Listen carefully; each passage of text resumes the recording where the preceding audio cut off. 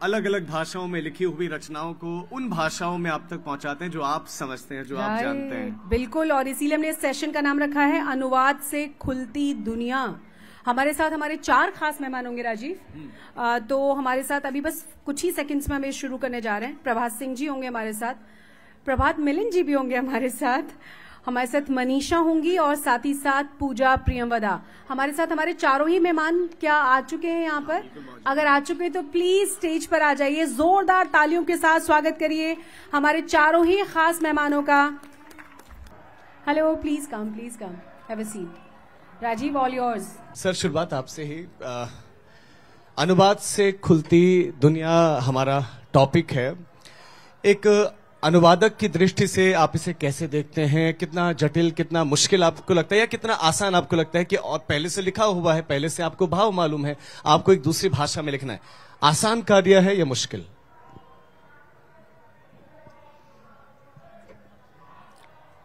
वैसे ही जैसे कि ये प्रश्न आसान लगता है लेकिन है नहीं। अनुवाद का काम भी दरअसल ऐसे ही तो है। वो दरअसल जब हम अनुवाद कर रहे होते हैं तब वो हरगिज आसान नहीं होता, और अनुवाद कर चुके होते हैं तो जो लोग उसे पढ़ते हैं उन्हें, और कई बार हमें खुद को भी लगता है कि हाँ ये तो बड़ा आसान है।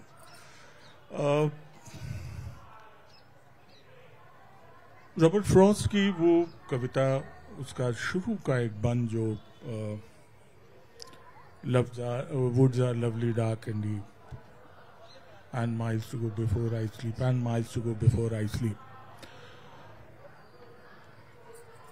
उसका एक अनुवाद मैंने पढ़ा बहुत साल पहले, और वो लिखा था बच्चन जी ने।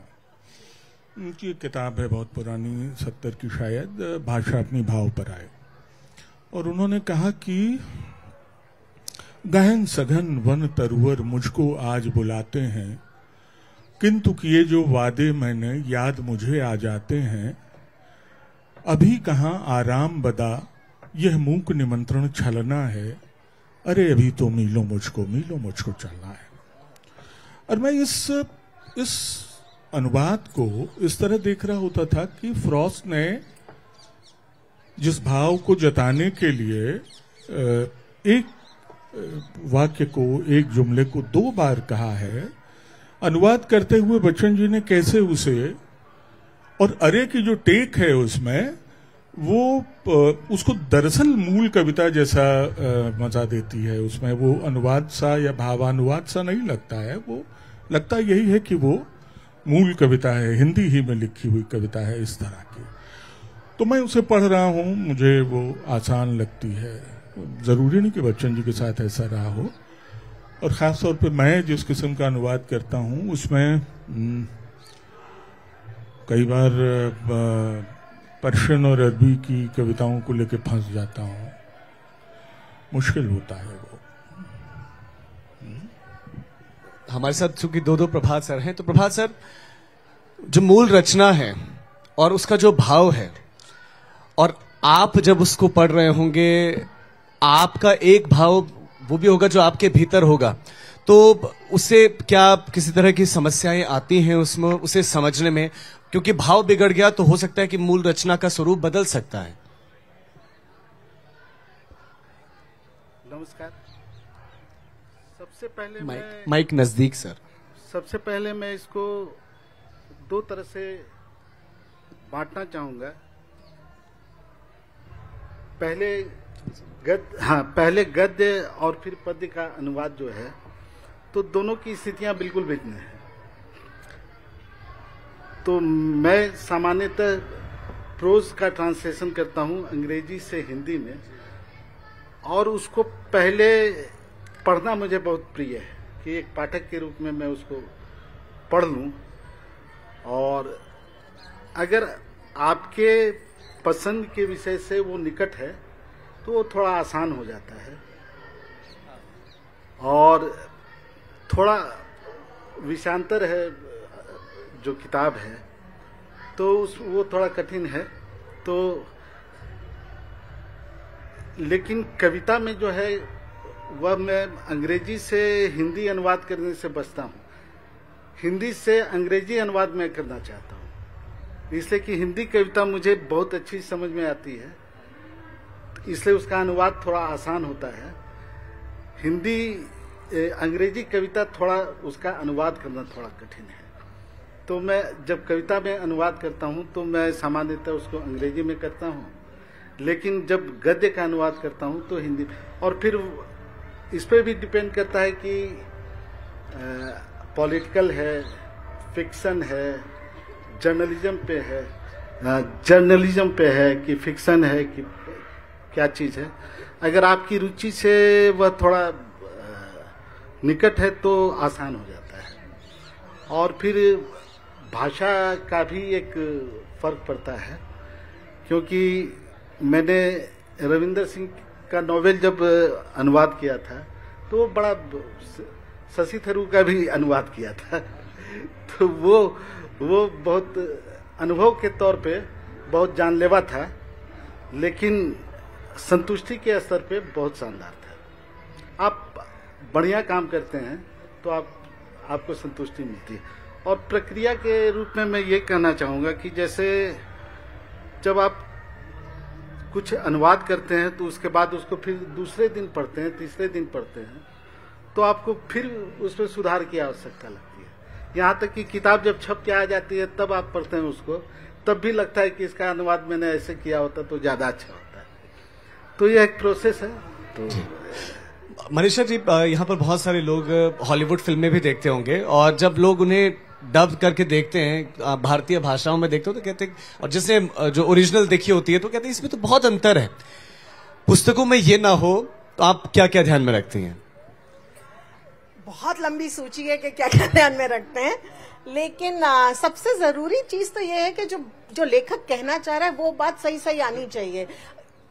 कुछ साल पहले ऐसे ही इसी मंच से, साहित्य आज तक के मंच पे, हमने एक उदाहरण दिया था कि अंग्रेजी का एक उपन्यास था, भारत पाकिस्तान सीमा पर लड़ाई है, जंग है, भारत के सैनिक जो हैं वो पाकिस्तान घुस गए हैं, वहां का जनरल जो है कर्नल को फोन करता है बॉर्डर पे, वो खड़ा हो जाता है कर्नल एकदम डर के मारे। और उधर ये अनुवाद की बात बता रहे हैं, जो उसने अनुवाद किया था किसी ने अंग्रेजी से हिंदी में, और वो खड़े होकर बोलता है जी जनाब, जी जनाब, और अगला सेंटेंस था उसने अपना निचला हिस्सा तेजी से हिलाया। अब हमें तो समझ ही नहीं आया कि ये क्या रहे हैं, यहाँ नाचने लग गए हैं, क्या हो गया है।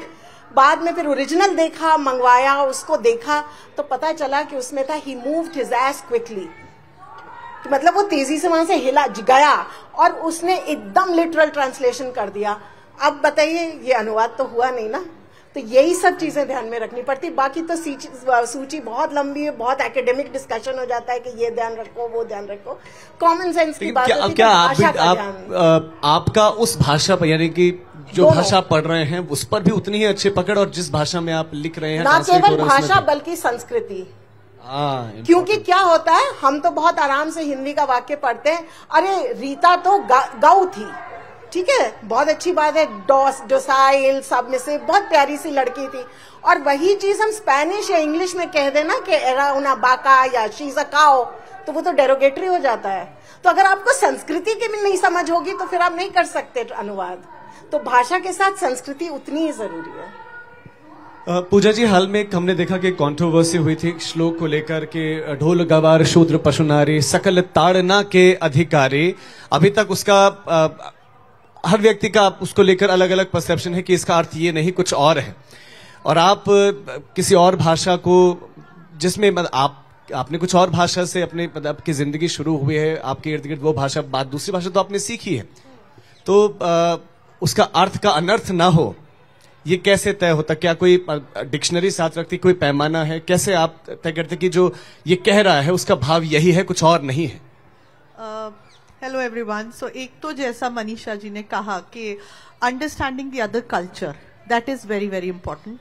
Luckily other than I think Joseph Murphy जिनकी किताब मैंने ट्रांसलेट की वो अब इस दुनिया में नहीं है, तो उनके साथ डिस्कशन करना पॉसिबल नहीं था, but most of the authors who are alive, तो आप एक तो ऑथर से भी बहुत बार डिस्कस करते हैं बहुत सी बातें। जैसे मैंने कुली लाइंस जब ट्रांसलेट की तो जो उसके ओरिजिनल के ऑथर हैं वो खुद भोजपुरी स्पीकर हैं और अब नॉर्वे में रहते हैं, लेकिन मैं भोजपुरी स्पीकर नहीं हूँ, मुझे अवधी नहीं आती है, so it is different. The Hindi culture can not include a lot of nuances, और वो भी वो भोजपुरी नहीं जो आज बोली जाती है, बट 2 सेंचुरी पहले बोली जा रही थी। तो उस अनुवाद के दौरान ऑथर और मैंने दोनों ने बहुत सारे लैंग्वेज एक्सपर्ट्स को इलाहाबाद यूनिवर्सिटी और दूसरी जगह भी कॉन्टैक्टेड देम टू नो कि जैसे विरह के गीत हैं उसमें बहुत सारे जो तब गाए जाते थे लेकिन अब वो एक्सटिंक्ट हो चुके हैं। तो we met even a few musicians जिनको शायद कुछ जानकारी हो कि उस चीज का कॉन्टेक्स्ट क्या है। तो ट्रांसलेशन को हम मान लेते हैं कि सिर्फ एक किताब को उठा के अनुवाद करना है, लेकिन ऐसा नहीं है। Just like original book, the translation also involves the research part, understanding the culture part, and then getting the nuance right. It is famously said कि translation transforms without changing anything. तो आई थिंक गोल वही है कि हम उसको दूसरी भाषा में तो लेके जा रहे हैं लेकिन उसकी आत्मा और उसके एसेंस को छेड़छाड़ नहीं कर रहे हैं। So I think that remains the essence. और मनु से तो शायद अब पॉसिबल नहीं होगा डिस्कस करना कि उनका इंटेंट क्या था, तो सब अपनी अपनी इंटरप्रिटेशन कर रहे हैं।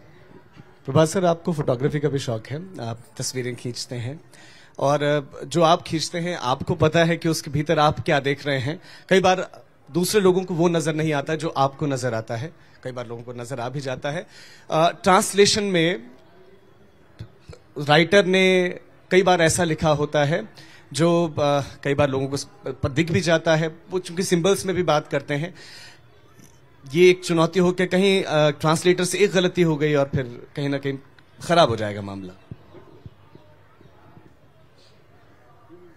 ये गुंजाइश या ये जोखिम हमेशा रहता है, और जैसा कि अभी मनीषा जी ने कहा है, पूजा जी ने कहा कि वो जो जिस भी भाषा में आप उसे ट्रांसफॉर्म कर रहे हैं उसकी उस संस्कृति की उस वहाँ के साहित्य की समझ अगर आपको नहीं होती है तो आप दरअसल जस्टिस नहीं कर सकते। हो सकता है कि he was awarded life time, उम्र कैद का पुरस्कार दिया गया, होता है, बिल्कुल होता है। मैं तो इतने समय अखबार में काम करते हुए ऐसे मतलब फनी किस्म के ट्रांसलेशंस मैंने बहुत देखे हैं, बहुत महसूस किया है। तो अगर हम उसको नहीं जानते हैं तो हम उसको रीड नहीं कर पाएंगे। ईडियम्स किसी दूसरी जबान के, जैसे अभी आपने भोजपुरी की बात की या विरह गीतों की बात की, तो उसके ईडियम्स से अगर हम वाकिफ नहीं हैं तो हम ट्रांसफॉर्म करते समय गलती कर सकते हैं, बिल्कुल हो जाएगी।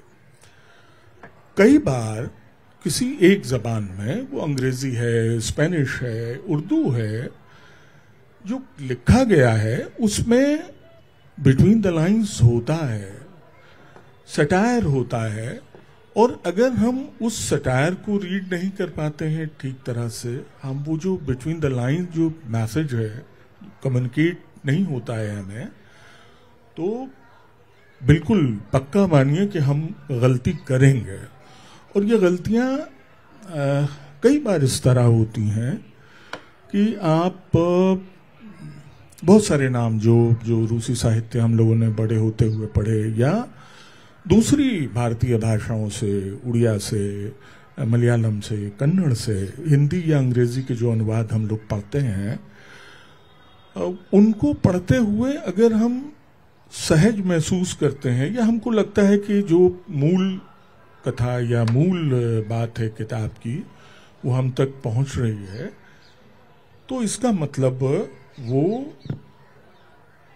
उस तरह हुआ है जैसे उसको होना चाहिए था। बहुत बार पुराने दौर में भी हम लोग, जैसे शंकरलाल पुरोहित जो प्रतिभा जी के उपन्यासों का उड़िया से अनुवाद करते रहे हैं, उनको पढ़ते हुए हमको हमेशा ये लगता है कि प्रतिभा राय हिंदी में ही लिखती रही होंगी। ये उस अनुवाद का प्रभाव है। इसके उलट एक किताब मैंने खरीदी जिस पर अनुवादक के तौर पर अमृतलाल नागर का नाम लिखा हुआ था। चेखव की कहानियों का अनुवाद था और उसका नाम था काला पुरोहित। और उसकी एक कहानी पढ़ते हुए मुझे लगा कि अमृतलाल जी का अनुवाद नहीं हो सकता। नहीं पढ़ पाया मैं उस किताब को कभी। तो वो उसमें तकनीकी वजह चाहे जो रही हो, लेकिन वो चेखव की कहानी का अनुवाद पढ़ने का जो अनुभव था वो उसमें नहीं मिल रहा था। और उसको नहीं मिलने की वजह वही चूक थी जिसका जिक्र भी हम लोग कर रहे हैं। प्रभात सर, आप जब किसी रचना का ट्रांसलेशन करना है, उसका अनुवाद करना है, उसका आधार क्या होता है? क्या आप कैसे तय करते हैं कि मुझे इसका अनुवादक बनना चाहिए? क्या आपको वो पसंद आती है इसलिए, या आपको लगता है कि वो दूसरी भाषा में बहुत प्रसिद्ध है तो उसको इस भाषा में भी आना चाहिए? उसकी जो है पॉपुलैरिटी के हिसाब से क्या आधार रहता है आपका? अगर अपने चयन की बात कहूं तो माइथोलॉजिकल टेक्स्ट अनुवाद करना मुझे प्रिय नहीं है। मैं चाहता हूं कि कोई फिक्शन हो या पॉलिटिकल या जर्नलिज्म से रिलेटेड कोई पुस्तक हो, तो वह मुझे सहज लगती है, इसलिए कि उसको पढ़ते हुए मैं समझने में कहीं अटकता नहीं हूँ। और उसके बाद भी अगर शब्द चयन में परेशानी होती है, आप कभी भी किसी भी भाषा में लिखें या अनुवाद करें, आप पूरी तरह से मुतमईन नहीं होते हैं कि आप उस भाषा को एकदम उसका एक एक शब्द आप जाने। तो ऐसी स्थिति में फिर आपको रुकना चाहिए, थोड़ा कुछ जानकार मित्रों से संपर्क भी करना चाहिए। जैसे मेरे एक मित्र हैं सामने, तो उनसे मैं कभी कभी पूछ भी लेता हूँ कि इसके लिए एप्रोप्रिएट वर्ड बताइए। नहीं मिलता है, कभी मिल भी जाता है। तो नहीं मिलता है तो फिर विकल्प आपको चुनना होता है। कितना नियरेस्ट हो सकता है विकल्प, वैकल्पिक शब्द कितना निकट हो सकता है मूल वर्ड के, तो यह। और अगर आपकी उस पर रुचि है, फिक्शन जैसे मैंने बताया कि मेरी सबसे प्रिय विधा है, तो मैं उसको ज़्यादा ये करता हूँ। और उसके बाद इतिहास भी मुझे उसका अनुवाद करना अच्छा लगता है। माइथोलॉजिकल थोड़ा मुझे थोड़ा कठिन लगता है अरुचि के कारण। अच्छा। मनीषा मैम, आपने चूंकि स्पेनिश में भी, हिंदी, इंग्लिश कई कृतियों का आपने अनुवाद किया है, तो एक अनुवादक के रूप में क्या आप ये दावा कर सकते हैं कि वो मौलिक कृति के जैसी ही है, या उसके नजदीक है, या उससे कुछ दूर रह गई है? हमेशा कुछ दूर रह जाती है, हमेशा। ये कहना कि बराबर है या नजदीक भी है, गलत होगा। बेईमानी। बड़ी बात, आप स्वीकार कर रही हैं। बिल्कुल बिल्कुल, क्योंकि अपना ही जब 2 महीने बाद पढ़ते हैं तो लगता है ओहो ये क्या कर दिया। वो हमेशा मन में रहता है, कभी भी वो चीज नहीं आ पाती। लेकिन ये है कि जितना करीब हो सकता है उतनी कोशिश रहती है उसको पहुंचाने की, कि वो कम से कम, और कुछ नहीं तो जैसा इन्होंने कहा कि एसेंस तो पूरा आ जाता है। हो सकता है भाषा ही है जो थोड़ी सी नीचे रह जाती है, क्योंकि वो भाषा की बराबरी हो नहीं पाती। क्या ऐसा आता है जैसे हम पत्रकार लोग क्या करते हैं कि सुप्रीम कोर्ट की कार्यवाही चल रही होती है, अब कोर्ट वहां फैसला पढ़ा जा रहा है, और हमारे जो संवाददाता है उसका कुछ जिस्ट निकाल कर हमें दे देते हैं, तो क्या वो होता है? नहीं। जिस यहाँ तो तुम सारा खत्म करवा दोगे काम ही। नहीं, ऐसा कुछ नहीं है कि जिस नहीं, लेकिन अभी प्रभात जी कह रहे थे, जो कई बार जो शब्द मिलते हैं ना बराबरी के, वो एकदम सही नहीं होते, और कितना ही ढूंढ लो, क्योंकि होता क्या है कि भाषा जो है वो समाज से ही निकलती, समाज के जो अनुभव होते हैं उसी से भाषा बनती है, शब्द उसी से निकलते हैं हर भाषा में। तो हर समाज के हालांकि अनुभव एक से होते हैं, दुखी सुखी, दुख सुख खुशी, सब कुछ एक से होते हैं, लेकिन उनको व्यक्त करने का ढंग थोड़ा सा अलग होता है हर समाज में। तो उधर उसके चलते ही भाषा में अंतर आ जाता है, और उसी वजह से अनुवाद में भी अंतर आ जाता है, और थोड़ी सी अपनी समझ की भी प्रॉब्लम होती है। पूजा मैम, जब आप अनुवाद कर रही होती हैं, जब एक अनुवादक के रूप में अब आप जब देखती हैं चीजों को, भारतीय ये लिटरेचर में आपको क्या लगता है कि कितना समृद्ध इसने किया है जब से लोग ट्रांसलेट करने लगे हैं कि कहीं स्पेन में बैठा कोई व्यक्ति कुछ रच रहा है और भारत के किसी छोटे से गांव में बैठा व्यक्ति उसको पढ़ सकता है, तो कितना इम्पोर्टेंट रोल आपको लगता है कि अब अनुवादक का बन चुका है आज के समय में? I believe translations were always important. ऐसा बहुत सारा विश्व का लिटरेचर है, जो वर्ल्ड लिटरेचर है, वो नहीं ट्रैवल कर सकता था बिना अनुवाद के. That is a given fact. But आज के जमाने में और ज्यादा जरूरी है आई थिंक अनुवाद. और खासकर जैसे मनीषा अभी कह रही थी, जो आज के हमारे कंसर्न्स हैं, जैसे मेंटल हेल्थ, जैसे जियोपॉलिटिकल कॉन्फ्लिक्ट्स, अगर वहां पे अनुवाद नहीं होंगे तो उनका इम्पैक्ट समझना ग्लोबल साउथ में जो कुछ यूरोप में हो रहा है उसके लिए थोड़ा मुश्किल होगा. मैं मेंटल हेल्थ के बहुत ट्रांसलेशन करती हूँ, और जैसा मनीषा ने कहा कि her translation by the way is very brilliant and it is as close as it can get. But mental health में मैं खासकर देखती हूँ कि ये दुख के साथ कहना पड़ता है, डिसेबिलिटी और मेंटल हेल्थ के लिए हिंदी में शब्द नहीं है. बहुत जगह मुझे वो शब्द बनाने पड़े, या मुझे ग्लॉसरी बनानी पड़ी, या मुझे अंग्रेजी का ही शब्द वहां पे विद एन एडिशनल डिस्क्रिप्शन देना पड़ा. जो ये आजादी होगी, ये सिर्फ शब्द तक की आजादी होती है या आपको अपने भाव रखने की भी आजादी होती है, उसमें गुंजाइश होती है थोड़ी सी? Depends on the narrative. If it is a fiction तो आप ऑब्वियसली थोड़ा बहुत उसमें आपको रूम मिल जाता है. पोइट्री में क्योंकि आपको rhythm and tenor and tone बना के रखना है तो वो थोड़ा और टाइटर स्पेस होता है. और जब आप नॉन फिक्शन में जा रहे हैं, जैसे कुली लाइंस मैंने किया, वो हिस्टोरिकल है और वहां पे आप फैक्ट से मेस नहीं कर सकते. वहां आपको उसको एज इट इज ही कहना है, चाहे वो जारिंग है, चाहे वो आपको इनकम्प्लीट लग रहा है. So then we added a glossary where I added my translator's notes to it. So वो एक हमने एक तरीका निकाला, बिकॉज हम टेक्स्ट से छेड़छाड़ नहीं कर सकते if it is non fiction. Rajiv, एक चीज यहाँ जोड़ना चाहेंगे. आपने क्योंकि पूछा कि अनुवाद का कितना इम्पोर्टेंस है, और ये है अनुवाद का इम्पोर्टेंस, तो बिल्कुल ठीक कहा आपने. प्रॉब्लम ये है कि अनुवादक का इम्पोर्टेंस लोग भूल जाते हैं. बिल्कुल भूल जाते हैं. अगर आप किसी पब्लिशर से बोलिए कि अनुवादक का नाम कवर पे जाना चाहिए, वो आपको ऐसे देखते हैं जैसे आपने पता नहीं कितना बड़ा गुनाह कर दिया है. बोले हैं, पर किताब तो लेखक के नाम से बिकती है, अनुवादक के नाम का क्या लेना देना. लेकिन वो अनुवादक नहीं होगा तो वो किताब आएगी नहीं बिकने के लिए. जी. तो वो प्रॉब्लम बहुत बड़ी है. इसीलिए मैं शर्त रखता हूँ. हाँ, हम भी रखते हैं, लेकिन कोई फॉलो नहीं करते आधे लोग. कहाँ कोर्ट जाएंगे लड़ने के आपने नहीं डाला. नहीं, मेरी किताबों में तो फॉलो किया है. अच्छी बात है. हमको बहुत लड़ना पड़ा. सर, आप अपनी बात तो रख रहे हैं लेकिन माइक नजदीक नहीं रख रहे हैं. ओह, अच्छा. I'll add one thing. जैसे जब आप ऑटोबायोग्राफी या मेमोयर स्पेस में जाते हैं, जैसे when I did Priyanka चोपड़ा's book, so there was a lot of to and fro between me and her team, और जो पेंगुइन की टीम थी, because वो उन्होंने कहा है, it's her voice. तो वो मेरी वॉइस नहीं हो सकती, वो एडिटर की वॉइस नहीं हो सकती. वो प्रियंका चोपड़ा का थॉट प्रोसेस है, और जैसे वो बोलती हैं, वो अगर इस माइक को एबीसी बोलती हैं तो हमें एबीसी लिखना है उसको, हम माइक नहीं बोल सकते. So that also needs to be understood and maintained. Prabhat sir, बहुत सारे लोग अब उसमें अच्छा करियर भी देख रहे हैं, तो प्रोसेस क्या होता है, और ट्रांसलेशन का जो समय होता है, जो अनुवाद का समय होता है, लगभग कितना होता है कि एक किताब को कितना समय देते हैं आप जब उसका अनुवाद कर रहे होते हैं?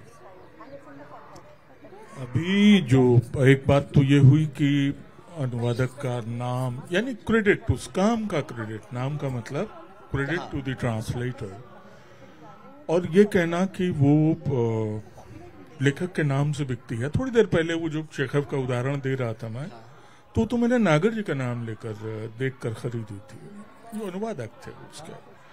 दूसरी चीज ये भी कि अनुवाद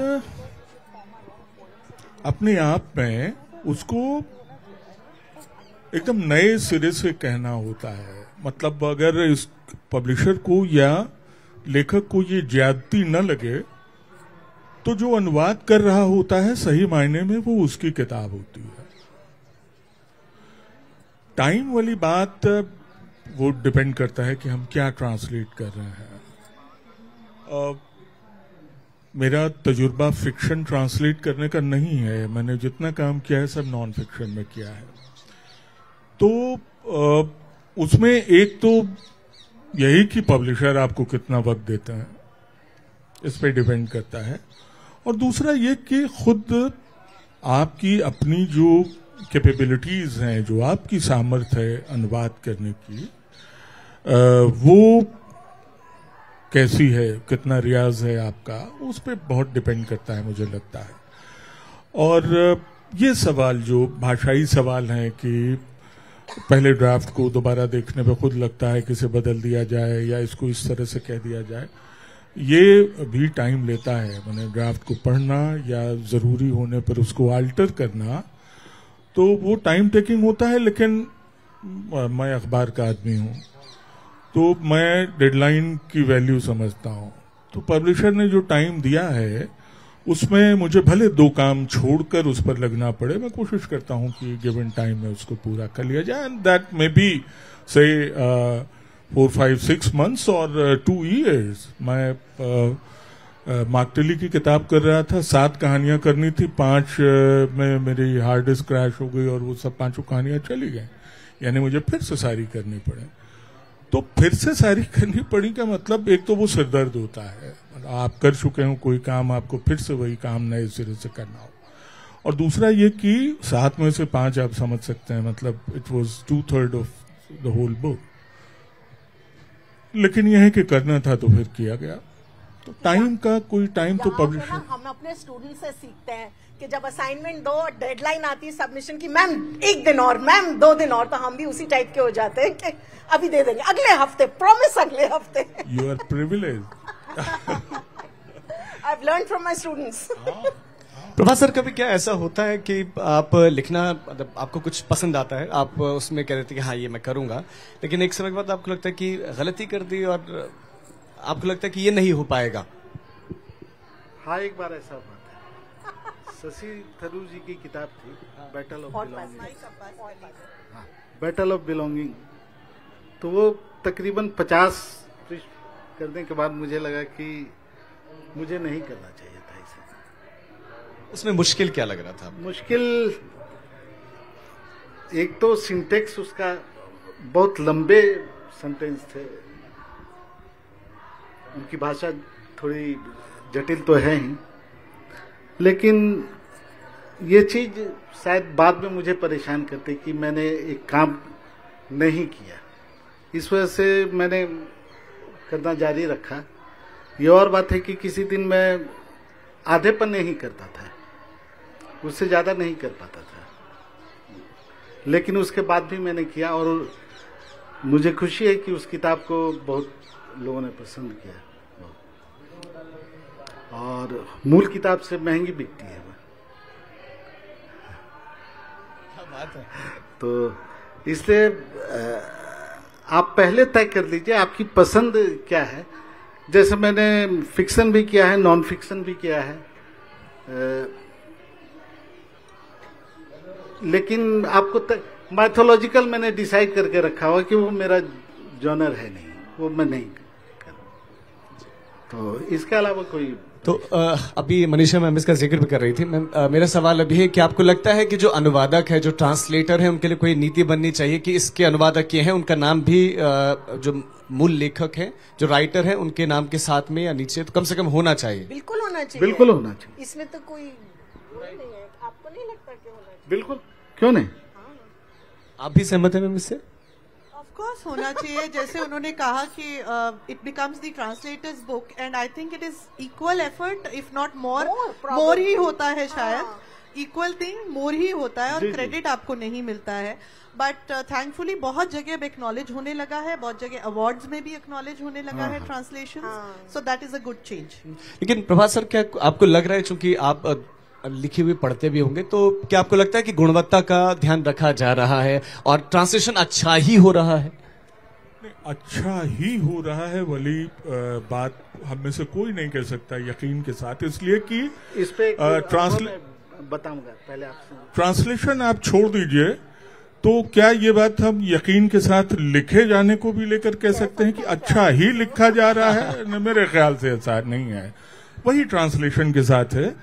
और पर ये जरूर है कि मेरा अपना अनुभव है कि इधर ट्रांसलेशंस ज्यादा हुए हैं, यानी ज्यादा चीजें, ज्यादा जॉनर ट्रांसलेट हुए हैं। पहले ये केवल कहानियों और उपन्यासों तक था, लेकिन अब उसमें ज्यादा जॉनर हैं जो ट्रांसलेशन जिनके हो रहे हैं, और बहुधा बहुत हद तक बहुत अच्छे हो रहे हैं, इसमें कोई दो राय नहीं है, बहुत हद तक अच्छे हो रहे हैं। और वो जो बात हम लोग कर रहे थे वक्त लगने की, जो मिलिंद जी ने कहा कि कोई चीज जब पढ़ते हुए, कोई किताब कुछ भी हो, फिक्शन नॉन फिक्शन, अगर आप उसको पसंद करते हैं, आपके दिल के करीब होती है, तो मुझे लगता है कि अनुवाद करने में कम वक्त लगता है। आप कुछ कह रहे थे सर? मैं ये कह रहा था कि जैसे नाम ये में होने की बात है, तो मेरा पहला तजर्बा ट्रांसलेशन का वो जगन्नाथ के लिए था। तो उन्होंने जब मुझसे कांटेक्ट किया तो मुझे कहा कि आपका नाम हम नहीं दे पाएंगे। तो मुझे शुरू में ये बात थोड़ी खटकी, लेकिन मुझे काम चाहिए था, तो मैंने कहा कि ठीक है। फिर बाद में मैंने इसके लिए उनको स्पेशली शुक्रिया कहा।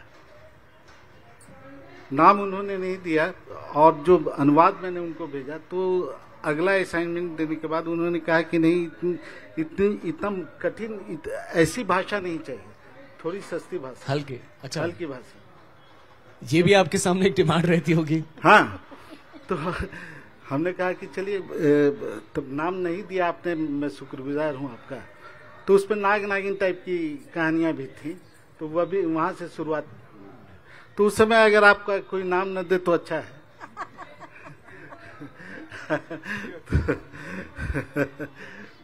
अच्छा पूजा मैम, गूगल, आर्टिफिशियल इंटेलिजेंस के आने के बाद से क्या किसी तरह का कोई बदलाव आया है? आजकल तो हर लोग अब घर पर ही ट्रांसलेट भी कर लेते हैं, अब वो कितना सही है नहीं है तय नहीं करते, लेकिन क्या इससे आपको लगता है कि ट्रांसलेशन की इस दुनिया में कोई बदलाव आया है?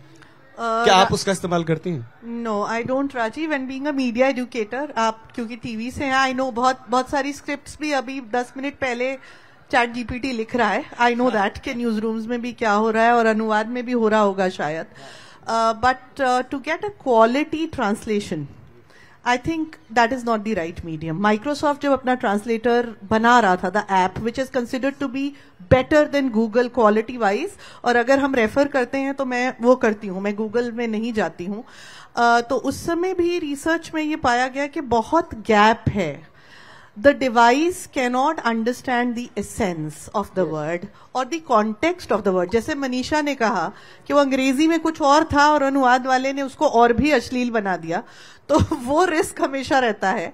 और उससे इम्पॉर्टेंट बात ये कि लिटरेचर में सिर्फ हम फैक्ट्स और इन्फॉर्मेशन नहीं दे रहे हैं ना, लिव्ड एक्सपीरियंस, इमोशन, कल्चर का एसेंस, इडियम्स, मुहावरे, बहुत सारी ऐसी सटल्टीज हैं जो एक ऐप या एक एआई प्रोग्राम नहीं समझ सकता। उसके लिए you need another human to read that and to understand that.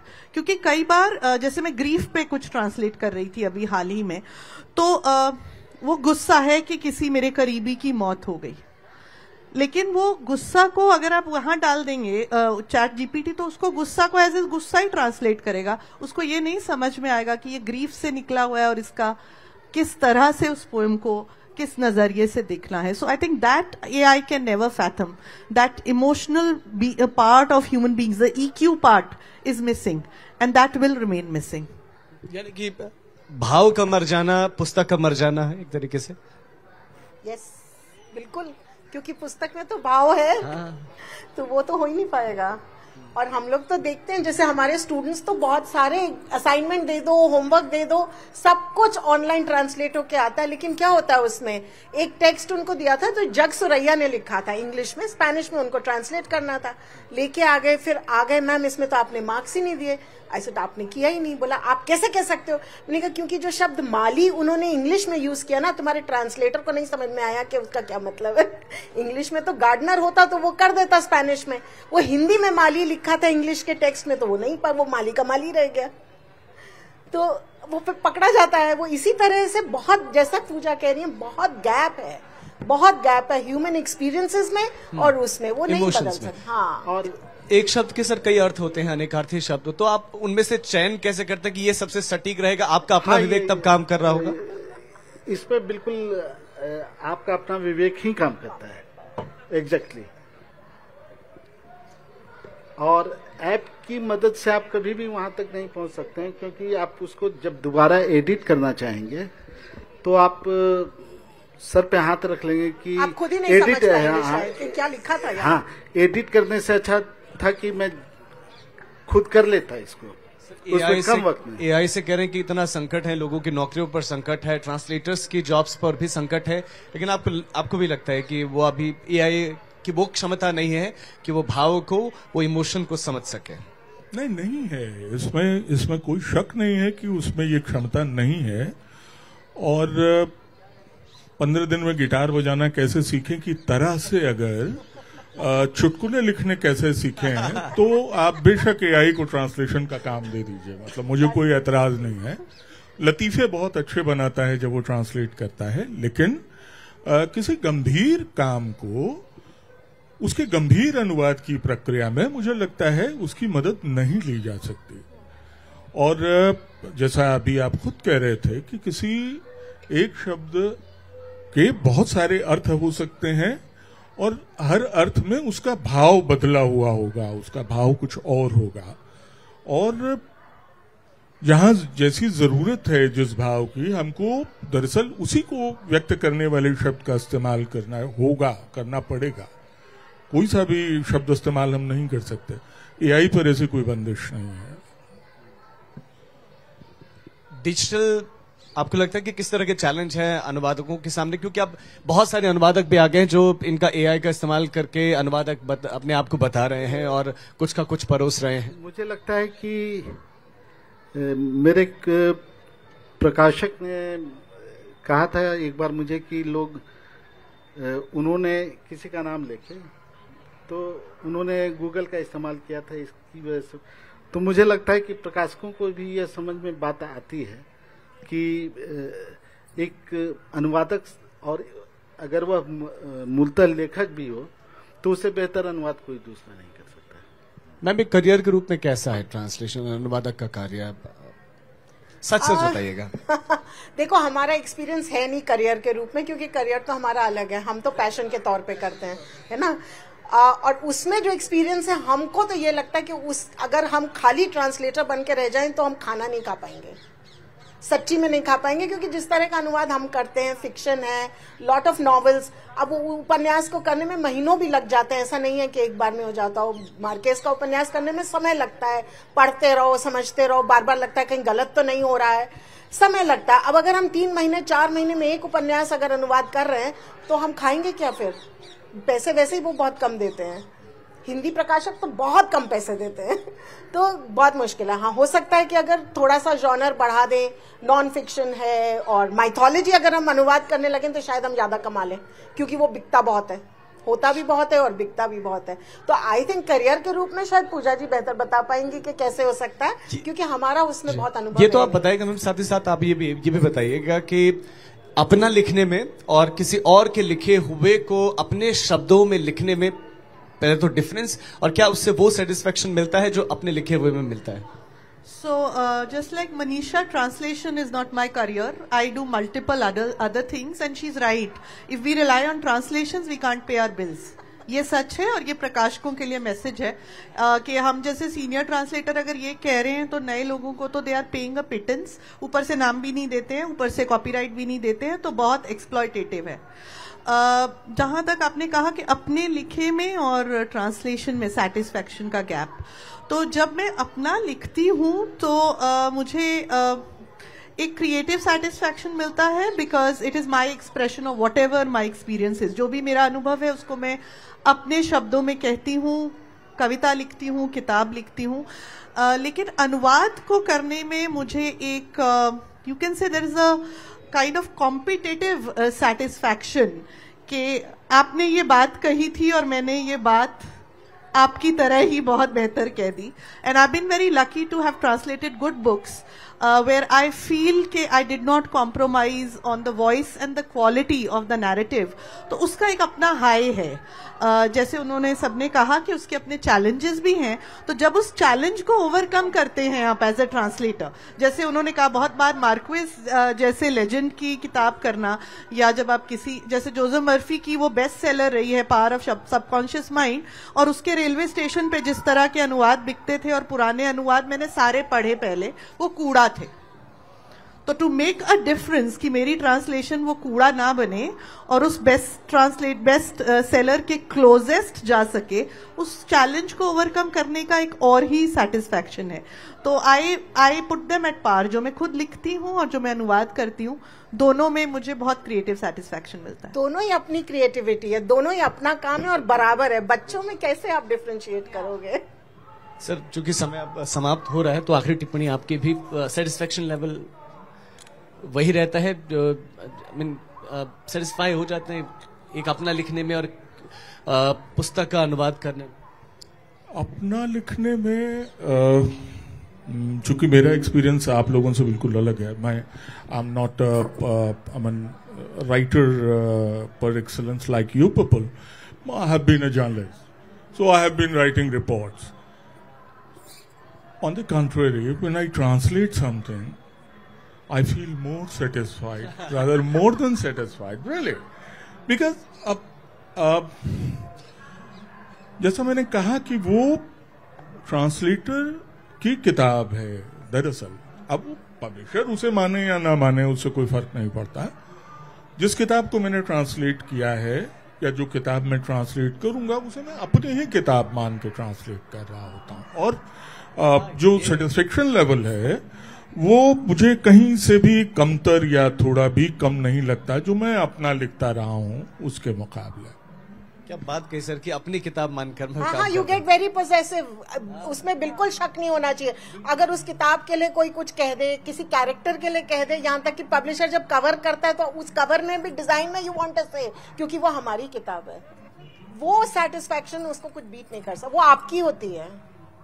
Thank you so much. आप सभी साहित्य आज तक के इस मंच पर आए, अपना कीमती समय हमें दिया. थैंक यू सो मच, बहुत शुक्रिया. और आपने धैर्यपूर्वक इन सभी बातों को सुना. थैंक यू सो मच आप सभी का भी.